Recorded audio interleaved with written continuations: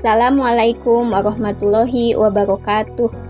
Perkenalkan, nama saya Risa Sumiati dengan NIM 052119811, jurusan Sistem Informasi di Universitas Terbuka.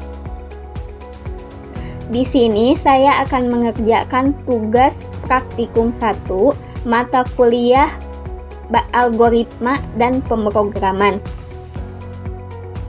Soal nomor 1. Buatlah rangkuman yang bahan dan materinya dari internet tentang A. Algoritma dan dunia pemrograman komputer. B. Sejarah Japa dan perkembangannya sampai saat ini.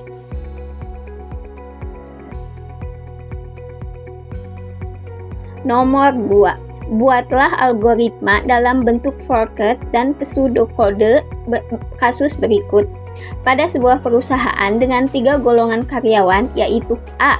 Jika golongan A gaji 5 juta rupiah, B. Jika golongan B gaji 6.500.000 rupiah, C. Jika golongan C gaji 9.500.000 rupiah.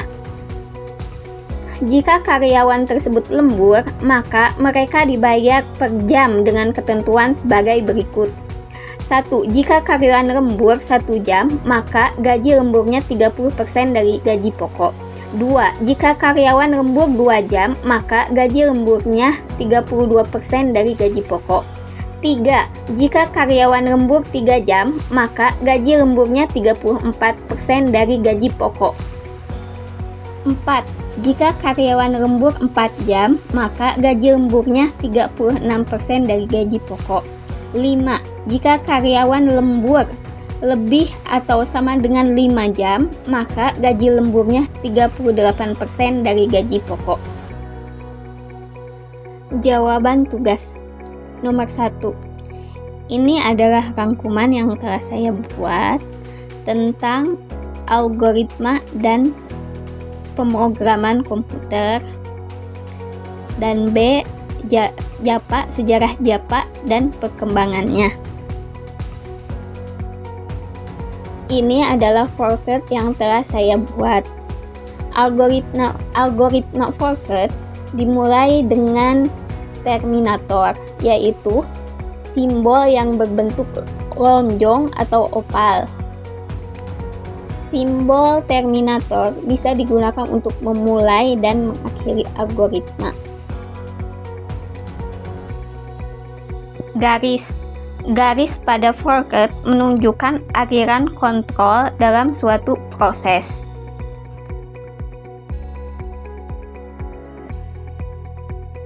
Selanjutnya, simbol berbentuk jajar jenjang untuk input atau output.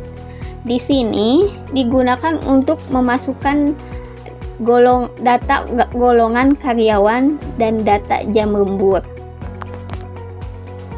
atau sebut input golongan karyawan dan input jam lembur. Lanjut, forked tahap ketiga berbentuk belah ketupat atau sering disebut decision. Simbol ini digunakan untuk percabangan dalam aliran proses. Lihatlah pada forked ini, golongan terbagi menjadi gaji pokok 5 juta, gaji pokok 6,5 juta, gaji pokok 9,5 juta. Golongan memiliki 3 cabang gaji pokok. Simbol persegi menunjukkan tindakan atau proses pada sebuah alur kerja. Setelah mendapatkan gaji pokok, karyawan memiliki jam lembur. Dengan kemungkinan jika lembur selama 1 jam, gaji lemburnya adalah 30% kali gaji pokok. Jika lembur 2 jam, maka gaji lemburnya 32% dikali gaji pokok. Jika lembur 3 jam, maka gaji lemburnya 34% dikali gaji pokok. Jika lembur selama 4 jam, maka gaji lemburnya adalah 36% dikali gaji pokok. Dan terakhir, jika lembur selama lebih atau sama dengan 5 jam, maka gaji lemburnya 38% dikali gaji pokok. Setelah tindakan menghitung gaji lembur, maka tindakan terakhir adalah menghitung total gaji. Total gaji ini berasal dari gaji lembur ditambah dengan gaji pokok.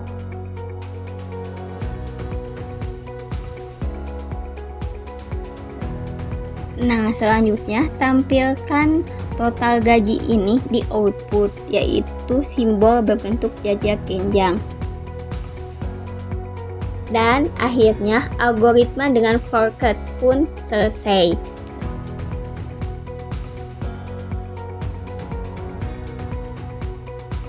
Selanjutnya masih nomor 2, yaitu algoritma dengan pseudocode. Langkah pertama adalah start.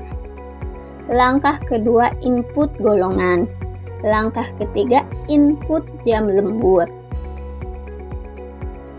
Dan langkah keempat adalah logika if then else. If golongan A dan gaji pokok 5 juta, else if golongan B dan gaji pokok 6,5 juta, else if golongan C dan gaji pokok 9,5 juta, and if. Atau dalam bahasa Indonesia, jika golongan A, maka gaji pokok 5 juta. Lalu, jika golongan B, maka gaji pokok 6,5 juta. Lalu, jika golongan C, maka gaji pokoknya 9,5 juta. Tidak ada lagi jika. Tahap selanjutnya, tahap 5, case of jam lembur, yaitu apabila terjadi jam lembur.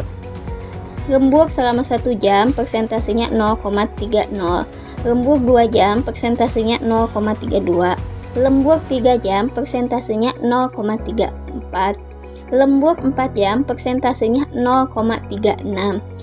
Dan lembur lebih dari 5 jam atau sama dengan 5 jam persentasenya 0,38.